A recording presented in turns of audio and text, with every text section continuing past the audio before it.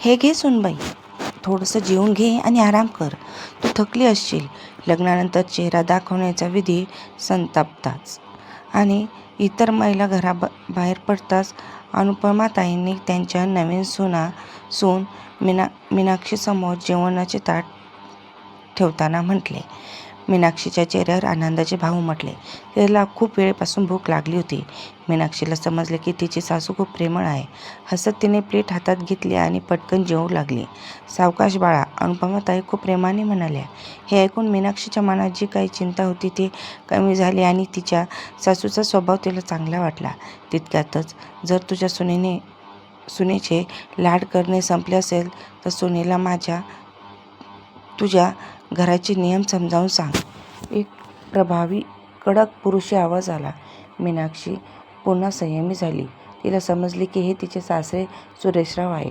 मीनाक्षी ही एक सुशिक्षित मुलगी होती जी संयुक्त कुटुंबात वाढली होती. 2 दिवसापूर्वी तिचे लग्न विक्रमशी झाले, जो स्वतःही शिक्षित आहे आणि एका मोठ्या शहरातील मोठ्या कंपनीत उच्च पदावर कार्यरत आहे. मीनाक्षीच्या सासरच्या कुटुंबात पत्नी, सासरे, आजी, सासू, दीर, 2 नंदा आहेत. म्हणजे संपूर्ण कुटुंब आहे. विक्रम स्वतः सर्वात मोठा आहे. इतर सर्व दीर आणि नंदा अजूनही कॉलेजमध्ये शिकत होते. संयुक्त कुटुंब असल्यामुळे तिने लहानपणापासूनच तिची आई, मोठी काकू आणि लहान काकू एकत्र राहताना पाहिले. आजी थोडी कडक आणि शिस्तप्रिय होती, पण तिला कधीही विनाकारण परंपरा लादताना मी पाहिले नाही. घरात नेहमीच चांगले वातावरण असल्याने तिलाही तीच मूल्ये मिळाली होती. अनुपमा, ती नुकतीच इथे आली आहे. आतापासून जर तू तिला तुझ्या घराचे नियम समजावून सांगितले तर तिच्यासाठी ते चांगले होईल. सासरे गुरगुरले. हो, मी तिला सांगतच होते. सासूचा घाबरलेला आवाज आला. कधी जर तिने 2-4 दिवस नियम मोडले तर? नाही, मी तिला सांगत आहे.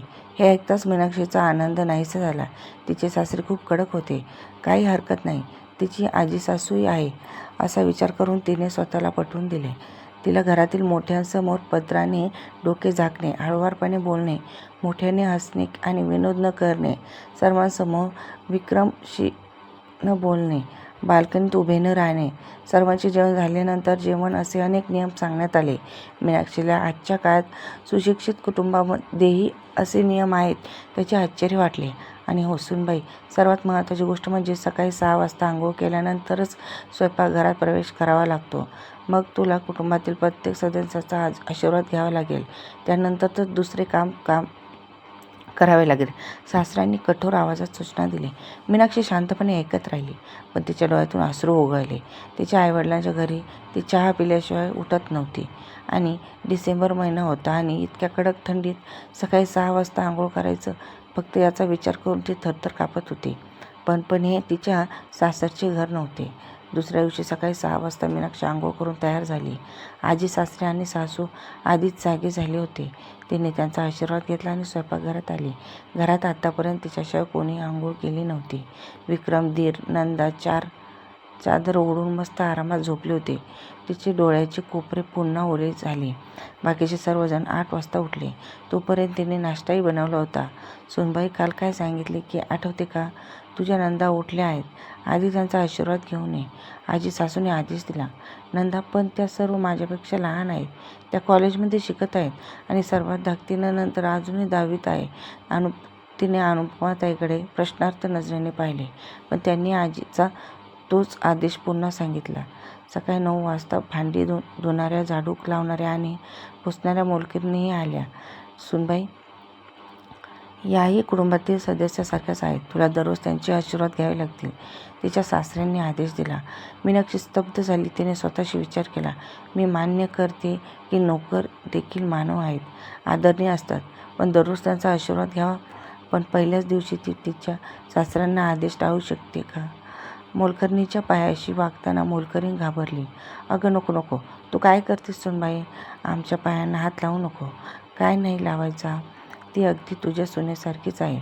तिच्या वडिलांकडे अनेक नोकर असतील, पण इथे तिला आमचे नियम कायदे पाळावे लागतील. सुरेशराव ओरडले. दोन्ही गरीब नोकरांना आश्चर्य वाटले. काकी, तुम्ही माझ्यापेक्षा मोठ्या आहात. कृपया मला आशीर्वाद द्या. असे म्हणत मीनाक्षीचा आवाज दबला. तिनेही त्यांच्या पायांना स्पर्श केला. दोघांच्याही तोंडातून आशीर्वाद येऊ लागले आणि त्यांच्या डोळ्यातून अश्रू वाहू लागले. अशा प्रकारे नोकरांचे आशीर्वाद घेण्यासाठी तिला मजबूर केले गेले. लग्न होऊन आणि तिला या घरात येऊन फक्त 1च दिवस झाला होता. मीनाक्षी काहीच बोलत नाही.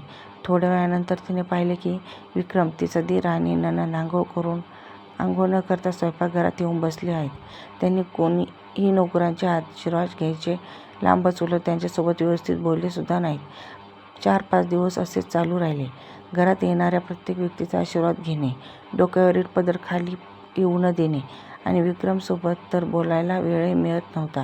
तिचे सासरे त्याला रात्री उशिरापर्यंत त्याच्यासोबत व्यस्त ठेवायचे आणि तो खोलीत येईपर्यंत मीनाक्षी थकलेली असायची आणि झोपलेली असायची. आठवडाभरातच मीनाक्षी त्रसली होती. मीनाक्षीला हे कोणत्या प्रकारचे सुशिक्षित आणि सुसंस्कृत लोक आहेत त्याचे खूप आश्चर्य वाटले. आदर, सन्मान आणि संस्कृती ही वेगळीच बाब आहे, पण हे कसले नियम आणि कायदे आहेत? तसेच 15 दिवस गेले.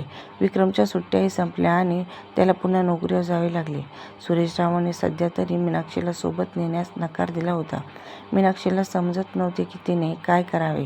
तिचे नुकतेच लग्न झाले होते आणि तिच्या वडिलांचे घर विसरून नवीन कुटुंबात जुळवून घेणे आधीच कठीण होते. पण तिला दररोज अशीच उदास राहू शकत नाही. तिला तिचे संपूर्ण आयुष्य इथेच घालायचे आहे. शेवटी त्या रात्री तिने निश्चय केला आणि झोपी गेली.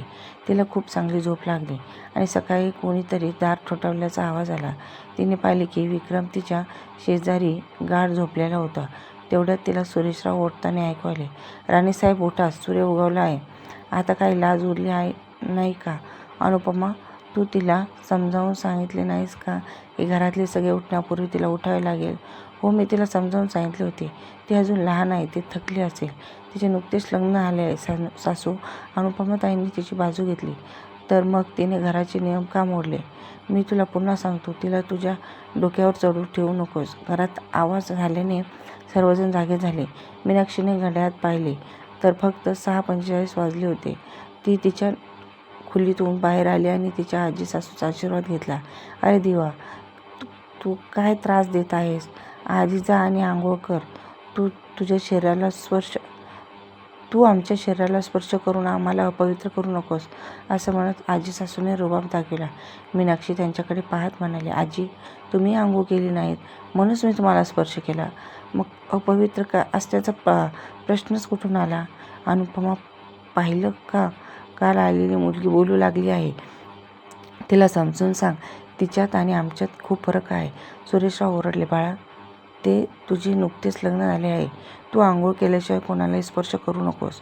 तुला कळतंय ना की मला काय बोलायचं आहे? असं म्हणत सासूबाईंनी समजावण्याचा प्रयत्न केला. पण आई, विक्रम सगळीकडे हात लावतो, जाऊन स्वयंपाकघरात बसतो. तोही नवीन लग्न झालेला आहे ना? मीनाक्षीने आश्चर्याने विचारले. गप्प रहा मुली, तू स्वतःची तुलना विक्रमशी करतेस. विक्रम, तुझ्या बायकोला समजव, नाहीतर हे चांगले होणार नाही, सासरे गर्जना करत म्हणाले. विक्रमने मीनाक्षीला गप्प राहण्याचा इशारा केला आणि मान खाली घातली. बाबा, मला माफ करा. मी आल्यापासूनच पाहत आहे की घरचे सर्व नियम कायदे फक्त माझ्यासाठीच लादले आहेत. आंघोळ केल्यानंतरच कोणत्याही गोष्टीला स्पर्श करा. माहीत नाही किती लोकांच्या घाणेरड्या पायांना स्पर्श करावे लागतात व तिचे डोके टेकावे लागतात, आणि तेही दररोज. घरात इतके लोक आहेत, दुसरे कोणी हे का करत नाहीत? दीर आणि विक्रम मोलकरीण, धोबी, माळी इत्यादींचे पाय स्पर्श करत नाहीत. ते त्यांच्यासाठी कुटुंबातील सदस्यासारखे नाही का? इतक्या दिवसाचा संयम आता तुटला होता. मीनाक्षी एका दमात सर्व काय बोलत चालली होती. तू माझ्याशी उद्धटपणे बोलतेस? थांब, तुला आत्ताच सांगतो. विक्रम, तिच्या वडिलांना फोन कर आणि सांग्या आणि तुमच्या उद्धट वागणाऱ्या मुलीला इथून घेऊन जा. सुरेशरावांचा राग सुटला. घरातले सगळे घाबरले. अनुपमाताई मीनाक्षीला गप्प राहण्याचा इशारा केला. पुरे झाले बाबा, आता नाही. मी काहीही चुकीचे बोलले नाही. हो, माझ्या वडिलांना फोन करा आणि जर तुम्हाला अजून कोणाला बोलवायचं असेल तर तुम्ही बोलू शकता. जर मी चूक असेल तर मला तुमच्या मनाप्रमाणे शिक्षा करा, पण आता मी हा अन्याय सहन करणार नाही.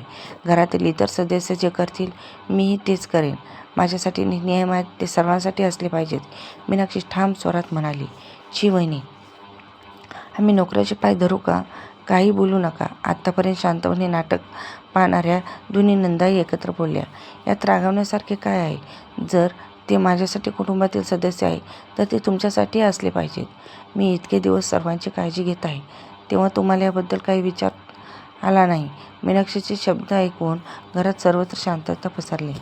त्या मुली आहेत आणि तू सून आहेस हे विसरू नकोस. आजी सासूने इशारा दिला. मग काय झालं आजी? मी कोणाची तरी मुलगी आहे ना, आणि उद्या ह्याही दोघी नाही सून म्हणून कुठेतरी जावे लागेल ना. मग हा भेदभाव का? मीनाक्षी, तू खूप वाद घालतेस. मी तुला खूप लाड करते, पण ही तुझी घाणेरडी भाषा चालणार नाही. आजीही गर्जना करत म्हणाल्या. दुसरीकडे अनुपमाताई आणि विक्रम स्तब्ध झाले. आजी, मी तुम्हा सर्वांचा खूप आदर करते, पण तुम्हीच विचार करा की हा कसला अन्याय आहे. सगळे नियम आणि कायदे फक्त घरातील सुनेसाठीच आहेत. मी खूप प्रयत्न केले, पण हा भेदभाव आता मी तो सहन करू शकणार नाही. असं म्हणत मीनाक्षी ढसाढसा रडू लागली. मीनाक्षीला असे रडताना पाहून क्षणभर सगळे स्तब्ध झाले. अनुपमाताईंनी सुरेशरावांकडे पाहिले. त्यांनी रागाने तोंड फिरवले. अनुपमाताई मीनाक्षीकडे आल्या आणि प्रेमाने तिच्या डोक्यावर हात ठेवला आणि तू बरोबर आहेस मीनाक्षी.